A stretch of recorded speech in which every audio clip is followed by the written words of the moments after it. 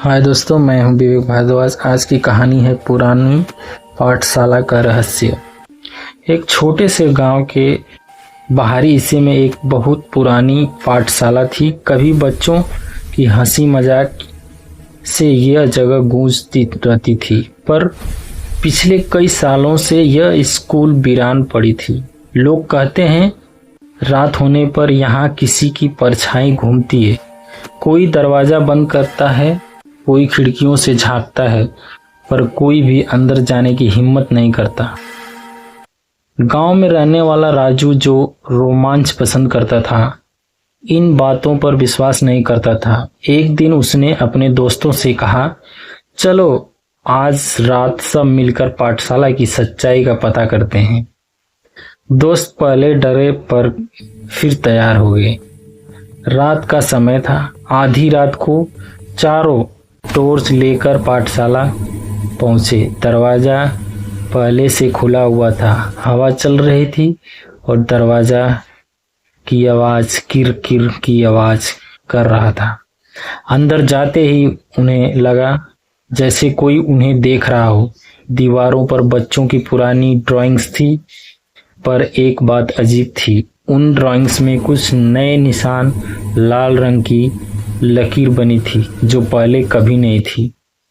राजू ने कहा, शायद किसी ने मजाक किया है, पर उसी समय पीछे से कुर्सी गिरने की आवाज आई, धड़ाम। वे चारों पीछे मुड़े, पर वहां कोई नहीं था। कक्षा नंबर 3 का दरवाजा खुला अचानक। तभी उन्हें कक्षा नंबर 3 का दरवाजा अपने आप खुलता दिखा। चलो देखते हैं, राजू बोला, पर बाकी डर गए। टॉर्च की रोशनी जैसे ही कक्षा के अंदर गई, उन्हें एक पुरानी टेबल पर धूल से लिखा एक वाक्य दिखा, हम वापस आएंगे। चारों की सांसें रुक गई। कौन वापस आएगा? किसने लिखा होगा? अचानक उसी कक्षा में रखी हाजिरी रजिस्टर पर खुद वह खुल गया। उसका पेज खुद ही पलटने लगा और एक नाम पर रुक गया। रवि उपस्थित है। लेकिन रवि तो 20 साल पहले उस स्कूल में पढ़ाने वाला एक बच्चा था जो अचानक गायब हो गया था। उसका आज तक कोई पता नहीं चला। कदमों की आवाज सुनाई देने लगी। रजिस्टर बंद होते ही कक्षा के बाहर कदमों की आवाज आने लगी, धीमी, भारी, जैसे कोई करीब आ रहा हो। चारों दोस्त एक दूसरे से चिपक गए। दरवाजे के पास एक परछाई दिखाई दी, मूव करती हुई, बिना शरीर के, सिर्फ काली आकृति। राजू की टॉर्च कॉपी और रोशनी परछाई पर पड़ी।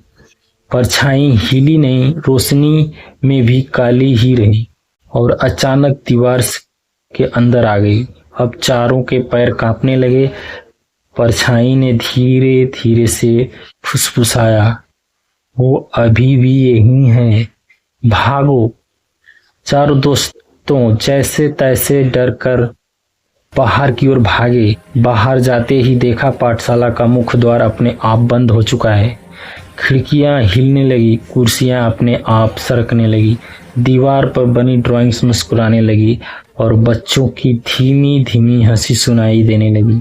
हाँ हाँ हाँ हाँ। राजू ने जैसे तैसे खिड़की तोड़ी और चारों ने भागकर निकले। बाहर पहुंचकर उन्हें सुना, अंदर से किसी बच्चे की आवाज आई, शुक्र है कोई तो आया हमें याद रखने के लिए।